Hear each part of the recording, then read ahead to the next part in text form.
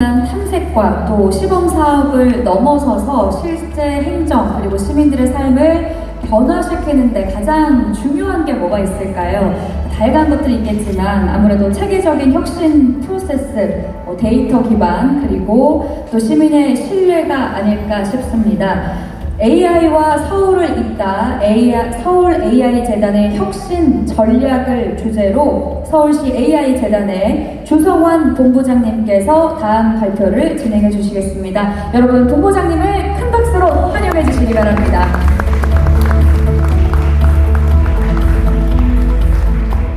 네, 안녕하세요. 저는 서울 AI 재단 조성환입니다. 인사드리겠습니다.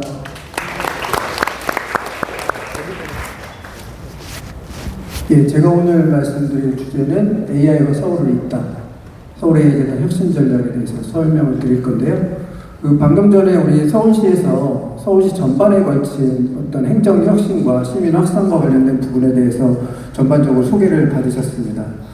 그러한 가운데 우리 서울 AI 재단이 또 중요한 역할들을 하고 있기 때문에 그러한 점들을 중심으로 해서 또 말씀을 드리도록 하겠습니다.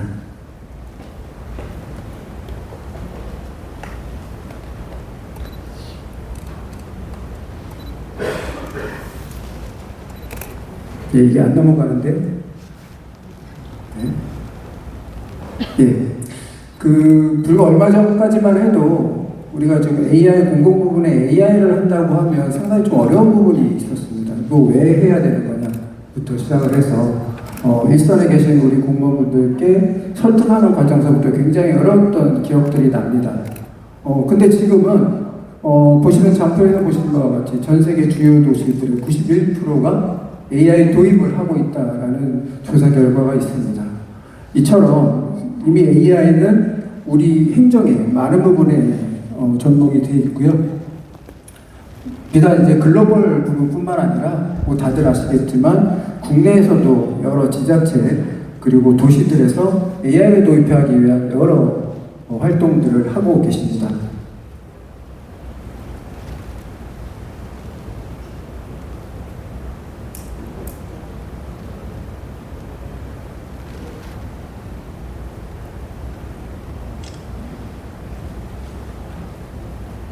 이게 두 장씩 자꾸 넘어가네요.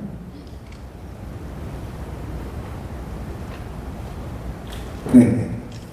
중요한 건데 이거 빠뜨리면 안 됩니다. 예. 우리 그럼에도 불구하고 아직 공공 부분에 여러 어려움들이 사실 좀 있습니다. 우리가 AI를 도입을 하려고 해도 여러 가지 문제점들이 있다고 보여지는데요. 사실 우리가 일을 하다 보면은 대부분의 우리 공공 AI 프로젝트들에 있어서 주로 이제 일을 하지만 탐색적 단계에 그치거나 시범 사업에 머무르는 경우들이 많이 있습니다. 왜 그럴까요? 지금 옆에 보시는 장표에서 보시면 여러 가지 문제점들이 보여지는데 우리가 문제 정의 단계에서부터 좀 실패하는 경우도 있고요. 우리가 AI 기술이라는 게 아무래도 최신 기술이고 최근에 각광을 받다 보니까 기술에 대한 과신도 있습니다. 그 기술이 아무리 좋더라도 실제 현장에 도입되면 실제 적용에 상당히 어려움이 있는 경우들이 많이 있고요. 또한 구조적인 문제에 있어서도 데이터, 인프라, 그다음에 조직 역량, 그리고 예산에 대한 부분에 있어서도 어려움들이 많이 있습니다. 우리가 파일럿 프로젝트에서 그치지 않고 좀 더 지속적으로 본사업까지 갈 수 있으려면 이러한 점들이 좀 해결되어야 하는 그러한 과제들을 갖고 있고 또한 이제 기관 특성에 맞는 또 체계적인 실행 방안이 필요하다고 볼 수 있습니다. 예. 그렇다면 어떤 점들을 우리가 주안점을 두고 일을 해야 되느냐라고 했을 때 사실 좀 당연한 얘기일 수도 있습니다만 저는 이렇게 생각을 합니다. 총 4가지로 정리를 해봤는데요. 첫 번째로 기획과 목표 정의를 좀 더 명확하게 해야 된다. 방금도 말씀을 드렸지만 기술 과신을 하지 말고 좀 더 현장에 맞고 현실에 맞는 목표를 정의하는 게 상당히 중요합니다. 두 번째로 역량과 협업 강화입니다. 여기서 좀 더 강조해서 말씀드리고 싶은 부분은 협업입니다. 아무래도 AR의 부분이 좀 더 규모의 어떤 그런 것들이 많이 작용을 하기 때문에 개별 기관이나 개별 어떤 개인이 어떤 접근을 한다기보다는 다양한 주체들이 협업을 통해서 그러한 점들을 해결해야지만은 좀 더 좋은 성과들을 거둘 수 있습니다. 데이터 생태계 구축과 관련해서는 말할 필요도 없이 상당히 중요할 것이고요. 좀 더 중요하게 또 설명드릴 수 있는 부분이 신뢰성 기반의 시민 활용입니다. 시민들은 단순히 시혜적인 어떤 대상이 아니고 우리가 AI 정책을 하는 데 있어서 우리 동반 파트너이자 또한 어떤 수요를 촉진할 수 있는 그런 견인차 역할을 할 수 있기 때문에 우리가 신뢰성 있는 시민들을 많이 양성하고 육성하는 것이 상당히 중요하다고 볼 수 있습니다. 네, 그런 점에 착안해서 우리 서울 AI제도는 여러 가지 일들을 하고 있지만 오늘 설명드릴 부분은 세 가지의 어떤 혁신 전략들에 대해서 좀 설명을 드리고자 합니다.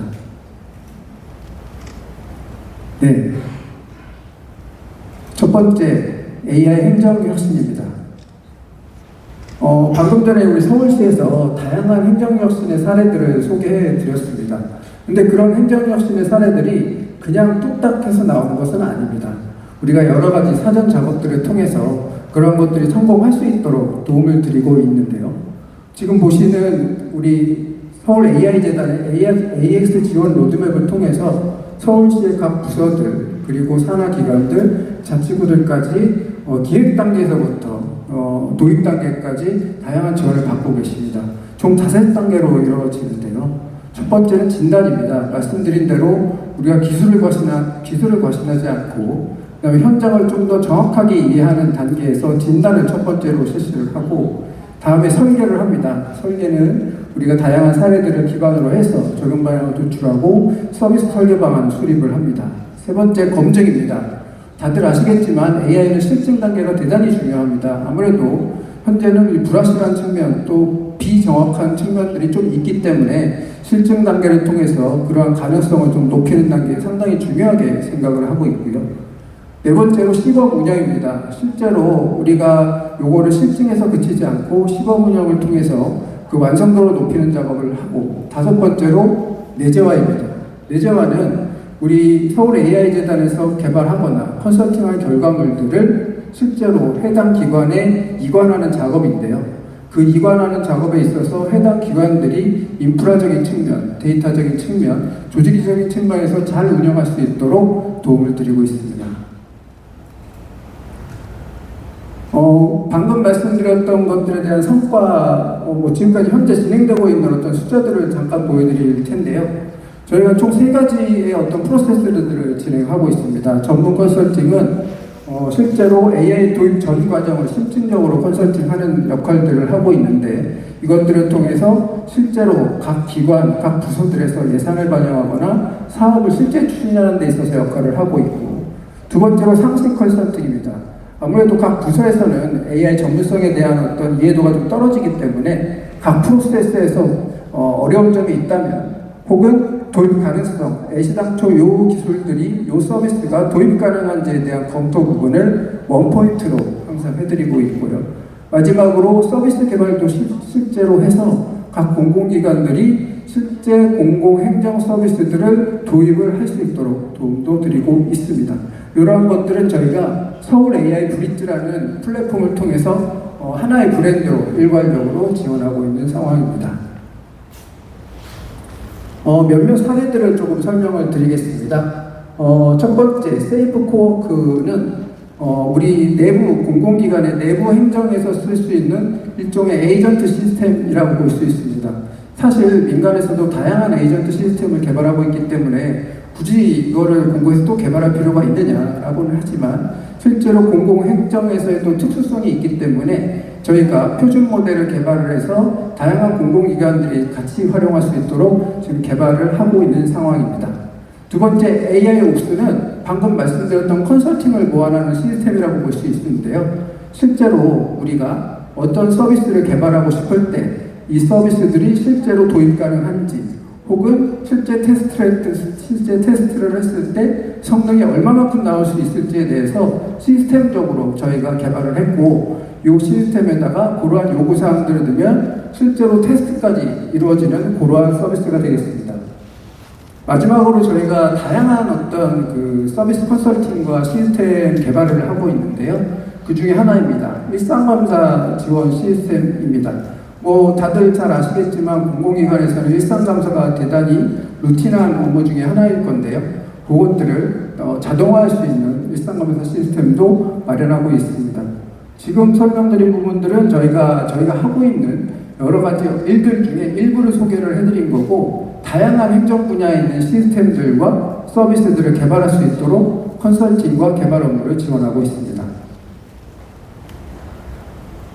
네, 그런 시스템적인 측면뿐만 아니라 조직의 역량을 또 강화하는 부분에서도 저희가 역할을 좀 하고 있는데요. 작년도에 공공부문 AI 현황 진단 모델이라는 걸 만들어서 현재 서울시 25개 자치구의 현황을 진단하고 그 진단 결과를 통해서 각 기관의 역량을 높이고자 하는 정책까지 이어질 수 있도록 하는 역할도 현재 수행 중에 있습니다. 두 번째, 글로벌 협력입니다. 아까 전에 우리 MIT와 관련한 또 내용도 소개를 받으셨는데, 저희가 글로벌 협력에서도 대단히 중요한 역할을 하고 있습니다. 기존에 우리가 스마트 시티가 지금 이제 AI 시티로 넘어가는 그 과정 속에서 이게 단순히 서울만 혹은 한국만 잘해서 되는 것이 아니라 글로벌과 협력을 통해서 이게 글로벌 스탠다드로 갈 수 있는 그런 어떤 촉진을 할 수 있는 역할이 필요하다고 생각을 합니다. 그러한 차원에서 저희가 처음 하고 있는 것이 서울 글로벌 AI 연구소입니다. 아까 전에 설명을 좀 받으셨었는데요. 지금 세계 최고의 어반 AI 분야 연구기관인 MIT 센서블 시티랩을 우리 서울시가 작년에 유치를 해서 올해 초에 개소를 했습니다. 세계 네 번째 연구소인데요. 현재 지금 MIT 연구원 10명과 비지팅 연구원들 해서 총 약 25명의 연구원들이 서울의 도시 문제를 해결하기 위한 역할들을 수행을 하고 있습니다. 보시는 바와 같이 다양한 분야에 서울의 도시 문제를 해결하기 위한 노력들을 하고 있습니다. 올해 같은 경우는 총 8개 과제를 수행을 하고 있는데, 서울시의 관련 부서들과 협업을 해서 진행을 하고 있고요. 보시는 바와 같이 교통과 안전, 기후, 그다음에 문화유산, 그다음에 자원재활용, 그리고 시민의 행동 양식들까지 다양한 분야의 데이터들을 분석을 해서 그것들을 AI로 개발을 하거나 AI를 통해서 또 분석을 하거나 하는 그러한 역할들을 수행을 하고 있습니다. 또 하나 최근에 우리가 또 주의 깊게 봐야 될 것이 피지컬 AI이지 않습니까? 근데 도시에 적용되는 피지컬 AI는 어떤 모습인가? 이거에 대해서는 어떤 부분도 지금 연구되거나 노력을 하는 부분이 좀 부족한 부분이 사실입니다. 그래서 그러한 점을 저희도 선제적으로 좀 접근을 하고자 현재 캠브리지 대학교, 연세대학교와 함께 도시에 적용되는 AI는 어떤 모습이냐, 특히 피지컬 AI, 로봇과 자율주행 같은 그러한 것들이 어떤 평가 체계와 가이드라인을 통해서 접근할 수 있을 것인가에 대해 선제적으로 연구를 또 수행하고 있습니다. 예, 마지막 세 번째로 시민 확산입니다. 단순히 우리가 시민들에게 어떤 시의적인 어떤 정책을 제공한다는 측면뿐만 아니라 시민들은 우리가 AI를 함에 있어서 동반자이고, 그리고 시민들이 AI를 잘 써야지만 우리의 또 정책들 그리고 산업 수요도 확산이 될 수 있다고 생각합니다. 그러한 관점에서 서울 AI 재단은 시민 확산에도 상당한 노력을 기울이고 있습니다. 그러한 가운데서 이제 가장 문제가 되는 것 중에 하나가 AI 격차일 것입니다.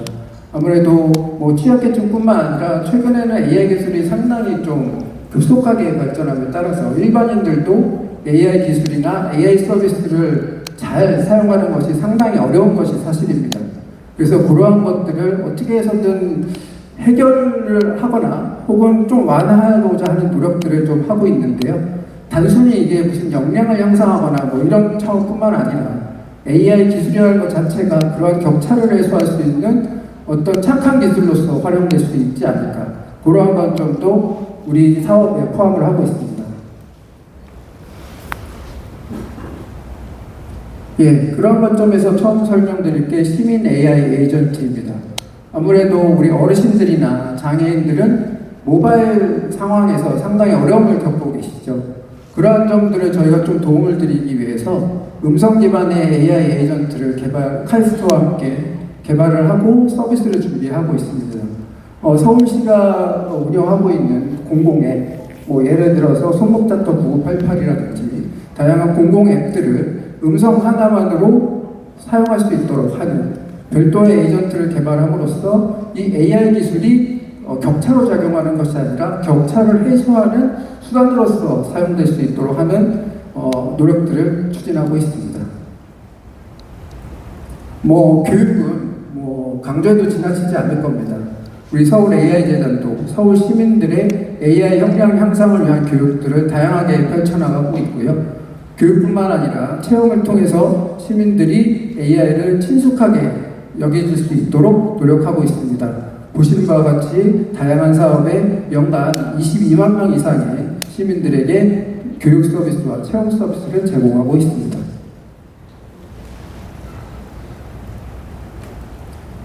마지막으로 윤리인데요.